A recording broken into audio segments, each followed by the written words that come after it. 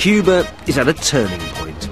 Decades of isolation from the USA are set to end, and tourism is leading a new spirit of enterprise here. The wheels are in motion, but everyone's wondering exactly where is Cuba headed right now. The economy may benefit, but is this country in danger of losing its soul? Those precious assets that make this place, well, Cuba. On my first trip here for nearly 20 years, I'm on a mission to find out.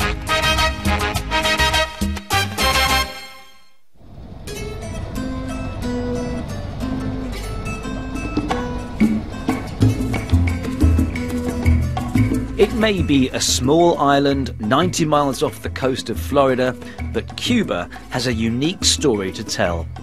Ever since Fidel Castro and his band of revolutionaries seized control in 1959, the country has followed its own socialist path.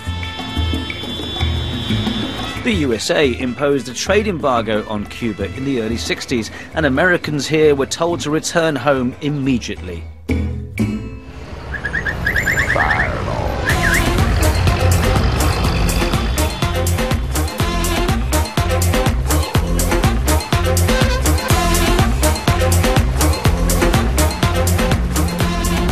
Cars like this were left behind when the rich American playboys left town after the revolution. Now it looks like they're on their way back.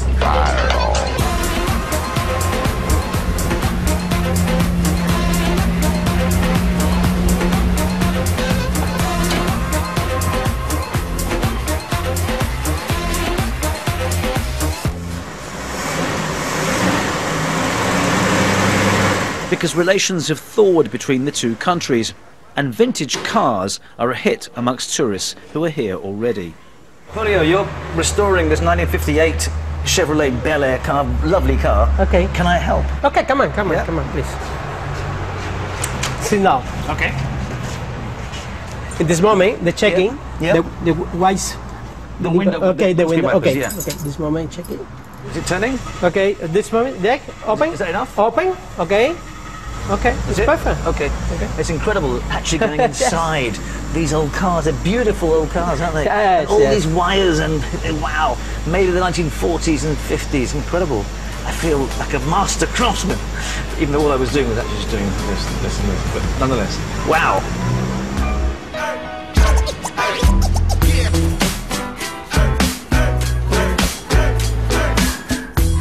Pasarle un poco de lija a este coche que está en bastante malas condiciones, okay? Okay. And you? Yeah. Julio was a taxi driver 5 years ago with his beloved 1955 Chevrolet Bel Air. Now he's taken advantage of government reforms and is a partner in a business that restores and hires out classic vehicles to tourists. There are now 22 cars in total under the Nostalgica banner. This is such a rewarding thing to do. And look, it's all really getting cleaner. I haven't even started painting yet. If the United States allow to all the tourists come here, Which will happen, will yeah. be very, very important for us, for this business particularly. The business brain behind Nostalgicars is Julio's wife, Nidialis, who's already been invited to Washington by the US Vice President in recognition of her entrepreneurial acumen. She's lucky. Most Cubans can't travel. For us, it's very important when he finished this restoration to get money for that work. So you do get more money? We live much better. We can travel, we live like capitalists, but Yeah. we work a lot, but we live better too. It's only 3 in Cuba. Only 3 of these Yes, in yes, the whole yeah. of Cuba? Yes, yes, yes. In a country where even a brain surgeon can earn only $30 a month, running a private enterprise like this can be relatively lucrative. It was Nidialis who was quick to see the appeal of vintage Chevrolets to foreigners. Beautiful car, beautiful. Can we go for a drive? Nidialis wasn't always a fan of these vintage vehicles. Now she has names for all of them, including her favourite, Lola. At the beginning, I didn't like to drive, but now I love to drive. It's very easy, and it's not very common to see a woman driving this kind of car.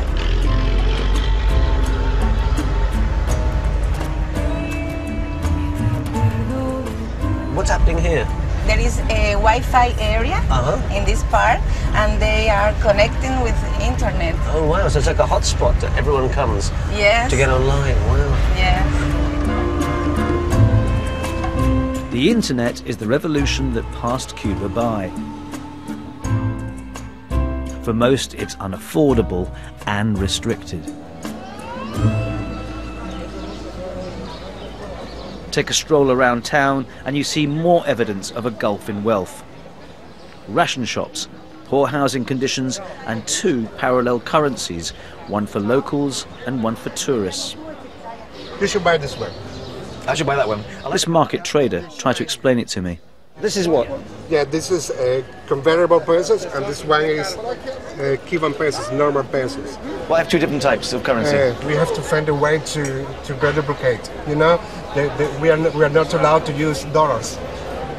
This is a way to do business in Cuba. Okay. Without the dollar, and in short time it's going to disappear. Okay. It's going to be just one currency. Soon, that'll happen. Soon. When the embargo lifts. I hope so. You hope so. Listen, for that explanation, I'm going to give you a tip. Oh, thank you very much. There you are. You can You're keep very that. kind. You just brought the blockade. Thank you very much. Take care. Bye.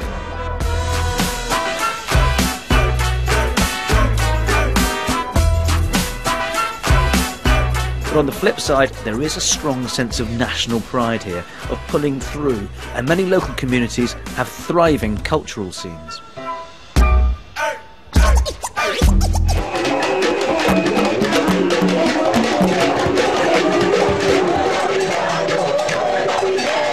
The Calejo de Jamel, complete with murals and crazy artworks, is a shrine to Cuba's African roots. This is the voice of Black Cuba. Raw, intense, even sometimes angry. Always emotional and passionate.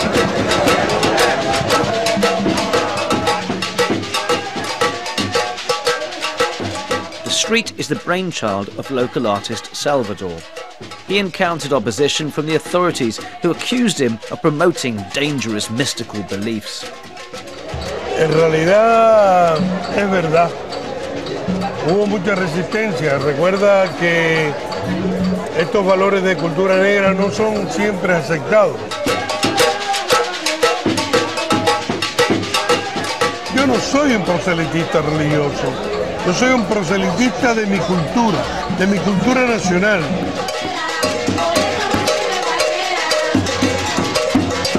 And then, rather rashly perhaps, the performers let me join in.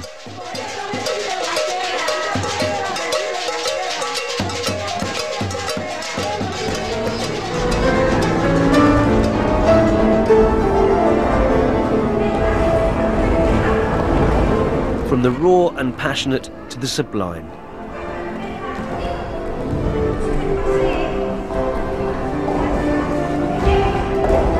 The Cuban National Ballet School, founded in 1962, today with some 3,000 students, is the biggest of its kind in the world.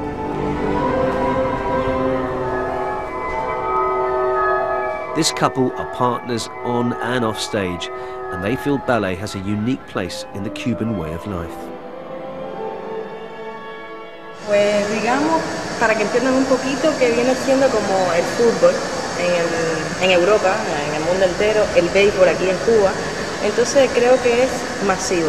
Es de todo el mundo adora el ballet, todo el mundo quiere estudiar ballet. Entonces yo creo que por eso es que le decimos que es tan popular en Cuba. As rising stars, Annette and Danny live in a nice part of town with their young daughter, but they say there is no sense of celebrity here. Aquí en Cuba somos personas normales, somos como todos, pero no hay esa cosa de que la prensa está encima de ti, de que quieren saber de tu vida. Simplemente somos personas normales que conviven con las demás. But people recognize you in la calle. People go, ah, it's Danny. It's Danny. A veces, en ocasiones sí. And as night falls in the city, old Havana loves to celebrate its artistic side.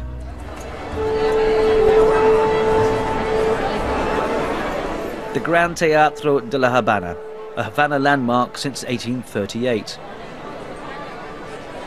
But with the Castro government's belief in arts for all, it's become a theatre for the people, not just the privileged.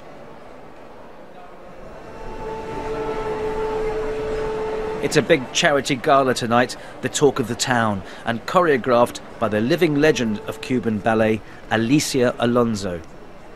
Danny and Annette get themselves ready.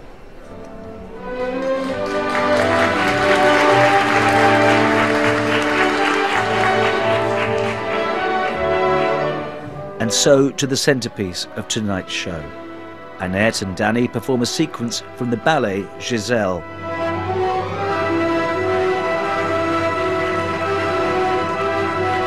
It may look effortless, but this is the result of years of dedication. And a passion that I've already noticed so many Cubans share.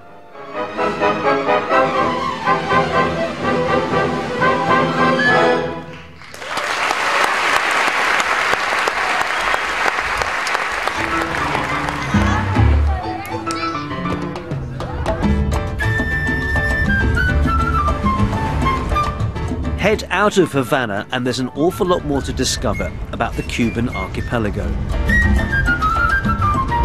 My next destination is Trinidad, the sugar town, halfway along the coast of the main island, some 350 kilometers from the capital.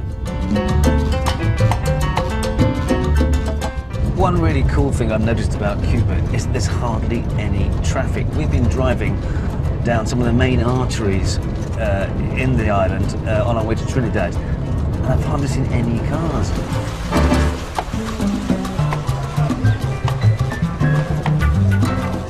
This is what perpetuates the notion that Cuba is stuck in a time warp, a perfectly preserved Spanish-era colonial settlement.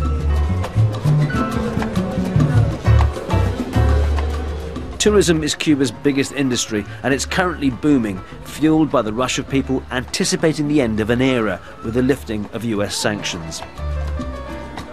Hotel rooms in the capital especially are now very heavily booked, which leaves the traveller on a limited budget with the very Cuban option of casas particulares. This is basically the Airbnb prototype, whereby people lease out their spare rooms to tourists, and for many, this is a lifeline out of poverty. But where is the man that actually runs this B&B?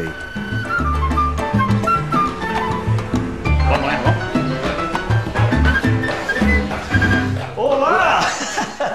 How are you? I'm very well. Welcome. Hello, Julio. How are Nice you? to meet you. And who is this? Let me introduce you. She's Luna de Miel. Luna He's my favorite horse. Turns out, Julio has several strings to his bow. Not just a hotelier, but also a horse whisperer. And you're going to show me exactly how to keep the horse calm and make her trained. Is that right? Yes, I will show you. Fantastic. Right now. You see, she's starting to be nervous. Mm-hmm.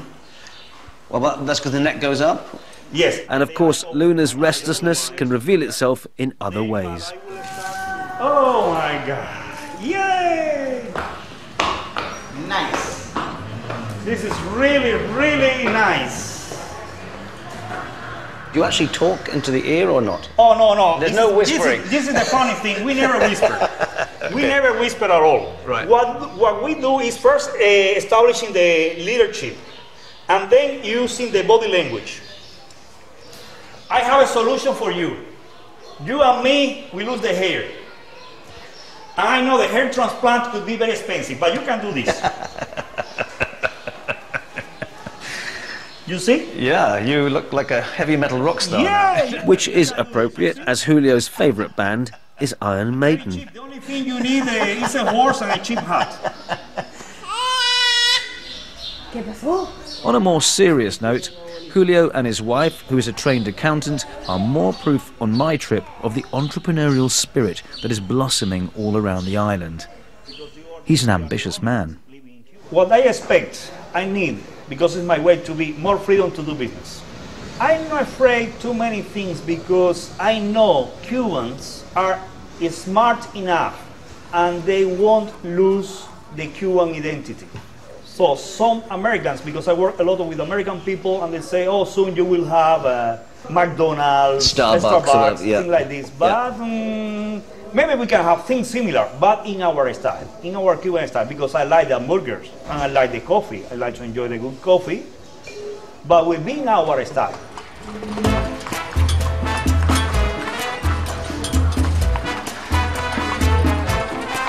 Julio took me on a trip around Trinidad by horse and cart, of course. On the town's cobbled streets, it's the most practical way. Would you like to try? Sure, absolutely. Okay. So it's not Mercedes, but it's really good anyway. Ah, you're doing very well. Just the common sense will tell you what you should do. Common sense is everything, yeah. But I think the clue is, the trick is soft hands. Soft hands.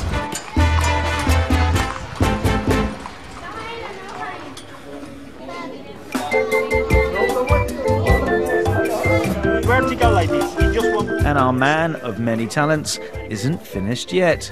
Julio runs photography courses for tourists too.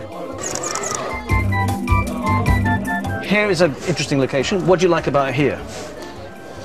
Well, the conception about this kind of street photography is like hunting. Hunting, but instead to use a gun, rifle, you are using the camera.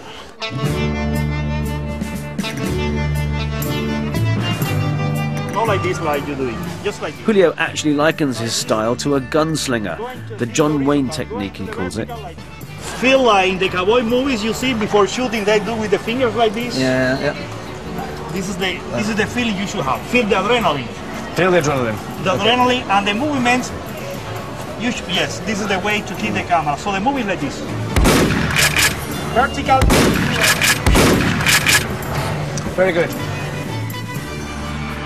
Julio finds his perfect shot. The beautiful tower is the symbol of Trinidad. Yeah. So I predict to shoot when the car reach that point. Okay. Show me. One shot is enough. Wow. Bang. You see? He's on a roll here. Not chase the picture. The picture will come to you. You love who? Iron Maiden. Iron Maiden. What's your favourite song by Iron Maiden? Could be, I think, all of them. All of them? But Run to the Hills. Run to the Hills. Remind me, how does that go again? Run to the hills. Oh yeah, I know that one. For you life. Run to the hills. That, yeah? Yes, it's wonderful. I like that. Beyond the dark is fantastic.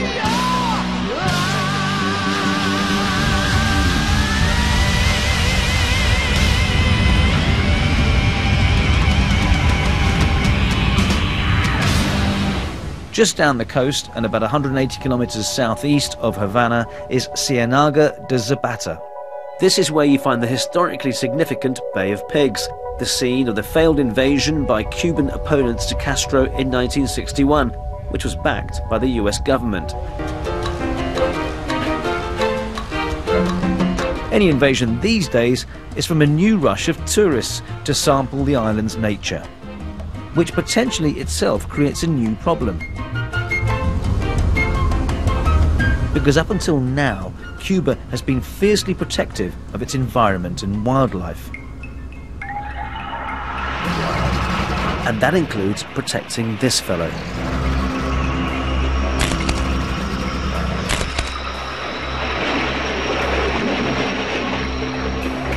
The critically endangered Cuban crocodile.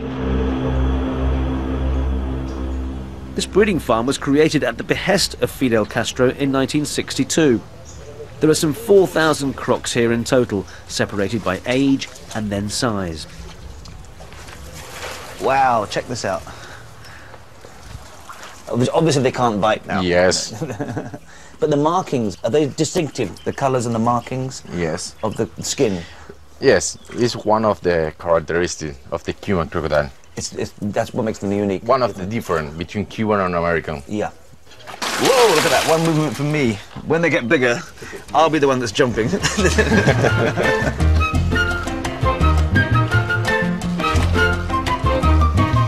Crossbreeding with the thriving American crocodile is the biggest current threat to the Cuban croc's survival. This area we prepare for the reproduction. They need the area for water, for sun, and for shadow. They need water and land. And this is what makes the Cuban crocodile so unique. They jump for their food. They can jump his size using the tail. And all of this is to protect the species of the Cuban crocodile.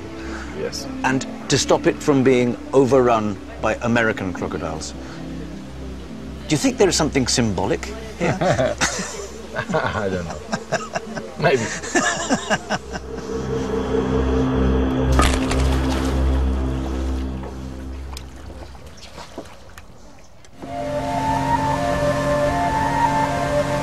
My time in Cuba is about to end, but sunrise the next morning gives me one more special glimpse of this island's wildlife.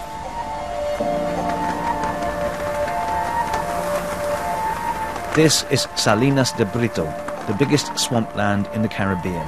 It's also home to 33 kinds of aquatic birds, including one of the most glamorous, the pink flamingo.